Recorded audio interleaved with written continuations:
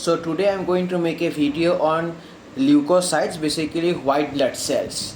So first of all, that you know a little bit about that is plurihematopoietic stem cells, that they form both.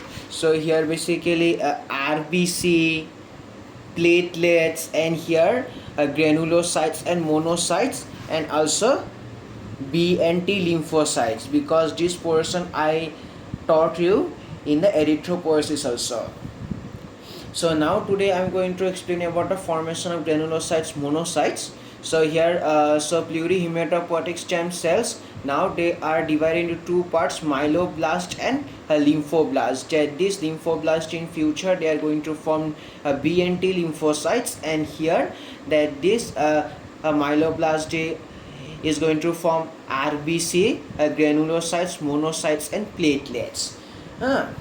And now here that is, and out of 100% myeloblast left 33% myeloblast, so here that is decided to form, so here colony forming unit, so here granulocytes and monocytes, and here in this way, so here mature granulocytes, neutrophils, eosinophils, basophils, which are granulocytes, and here monocytes are formed. So this is the here main part. But now so this is about the formation. Now I'm going to discuss what are the factors that is which favor the formation of this colony forming unit, granulocyte and monocyte.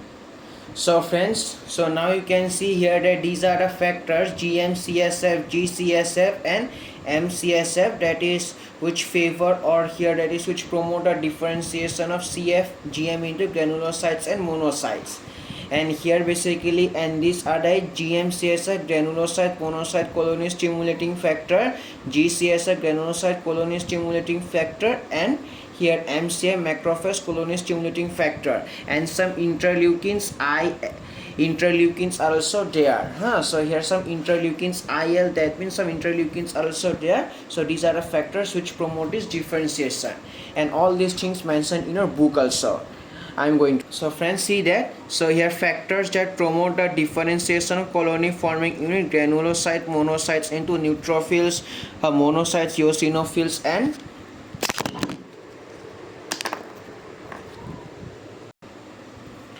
and basophils include the granulocyte, macrophage colony stimulating factor GM-CSF, the granulocyte colony stimulating factor G-CSF, and the macrophage colony stimulating factor M-CSF, along with interleukins IL-3, IL-5 and IL-11. So now friends, now I'm going to discuss you about the formation of granulocytes and here monocytes in details also.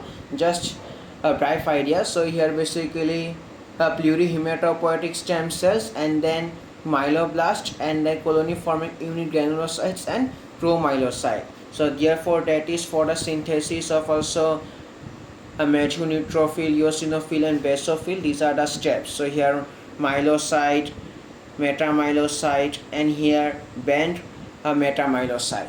The importance is that is all this is, so here myelocyte, metamyelocyte, so here band metamyelocyte of all the stages, they are found in bone marrow.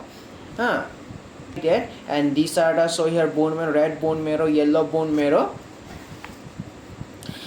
Now so here, and this is a very important, because that in pathology, that is when you will study next year basically about chronic myeloid leukemia, or here about leukemia in details. So here then you will find that that is all this myelocyte, that is a metamyelocyte, and this band metamyelocytes, they are found in blood vessel also, but in physiology they are found only in bone marrow. So this is the importance of showing this.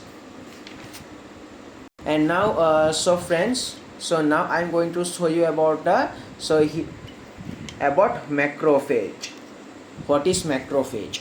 So therefore that you all know that so here this is a monocyte, and this is inside the blood vessel.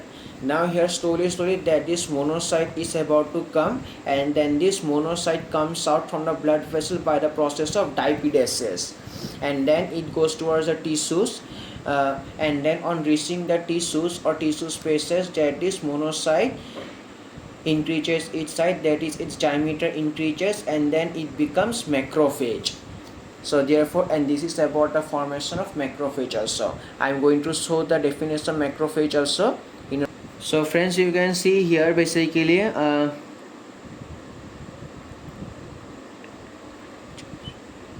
so consequently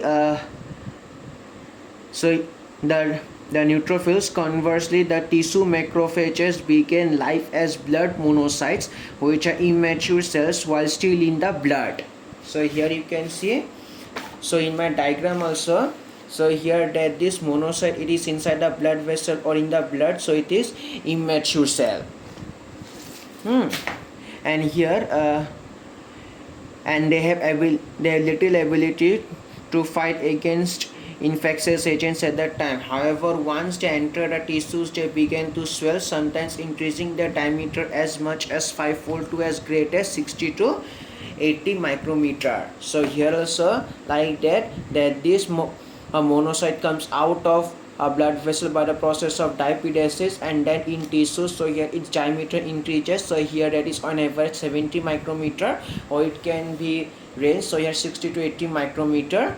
So here swells or increases in size, and this is macrophage. So here also infectious agents increasing the diameter can be seen, and these cells are now called macrophages, and they are extremely capable of combating disease against the tissues. So friends, so now I'm going to explain about the, so here basically how neutrophils and here basically defend against infections.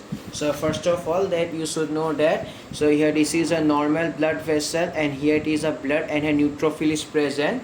So here basically you can see here step 1. So here basically that between the endothelial cells intercellular gap created, and through the process of diapedesis, so here basically that is neutrophil and monocyte comes out. So it is a process of diapedesis, and then it has to move towards the tissue space.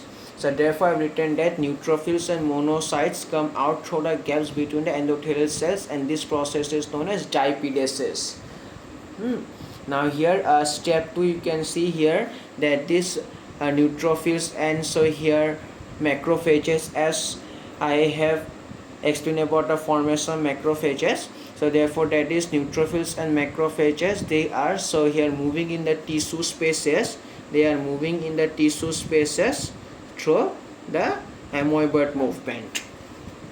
And now the third step is about the chemotaxis. So here like there is the tissue spaces, and here these are the inflamed tissues or cells. So therefore that is inflamed tissues and cells have released so here chemicals, and here that is, and with the help of these chemicals, that is neutrophils and macrophages are attracted towards the inflamed tissue, and here that is, and this movement is a unidirectional movement. So here, and this is the chemotaxis. So friends, you can see here basically that is white blood cells enter the tissue spaces by diapedesis. So here basically neutrophils and monocytes can switch through gaps between endothelial cells of the blood capillaries and post. So here, and this is about a diapedesis, you can see. So here diapedesis, that is the first step. And here second step also about the amoeboid motion. So here both neutrophils and macrophages can move through the tissues by amoeboid motion. And here basically attraction, basically white blood cells attracted to inflamed tissue areas by chemotaxis. And this is about the process of chemotaxis, you can see here. Now the most important, phagocytosis. So now I'm going to explain about the phagocytosis by neutrophils. So let that this particle is to be phagocyticized. So first of all, that you all know that through the process of chemotaxis, that is neutrophils attracted towards this inflamed or the phagocytized particle or the inflamed tissue. So in the first case, that this neutrophil and this phagocytized particle that is bind with each other. So therefore written binding of neutrophil and the phagocytized particle. And here that is in the third step, you can see here that is neutrophil forms a pseudopodia around the phagocytized particle, And here basically, and in the next step you can see that these two pseudopodia meet each other in opposite direction to form a closed chamber like this. And here, and once the closed chamber is formed, that this phagocytosis particle starts to flow in this, in the cytoplasm of the neutrophil. So this is known as phagosome, and so it is finally enter inside the a neutrophil. And here basically there are some intracellular enzymes that which will engulf or that is kill this phagocytosis particle. Now I am going to explain or show you in your book. So now I'm going to explain. So here basically the neutrophils entering the tissues, that is mature cells. On approaching a particle, the phagocytes, the neutrophil first attaches itself to the particle. So just like this, attaches or binding, and then projects pseudopodia in all directions around the particle. So this is about the, so this is a pseudopodia. So here that is, and a pseudopodia meet one another on the opposite side and fuse. So here fusion, and then it's the formation of closed chamber, and finally that is a free floating phagocytosis particle. So here in this way basically that this phagocytosis is done. And once a foreign particle has been phagocytized, lysosomes, so the main thing is about once phagocytized, most particles digested by intracellular enzymes. If this doesn't work, then these neutrophils and bacteria kill the bacteria by releasing some. So here basically enzymes, digestive enzymes, most of us have the killing effect, oxidizing agents. So friends, now you can see here that this is a normal situation where no tissue inflame. So therefore that is leukocytes, they are so here in a laminar or in a straight flow within the blood vessel, they don't come out. But here in this case tissue inflamed, so therefore that is neutrophils and monocytes, so here that is they are attracted towards the tissue inflamed. Now here this point cover. So friends, now you can see here the white blood cells form in the bone marrow, stored within the bone marrow until then in a circular system. When the need arises, various factors cause them to release normally about 3 times as many white blood cells stored in the bone marrow as circulate in the blood also.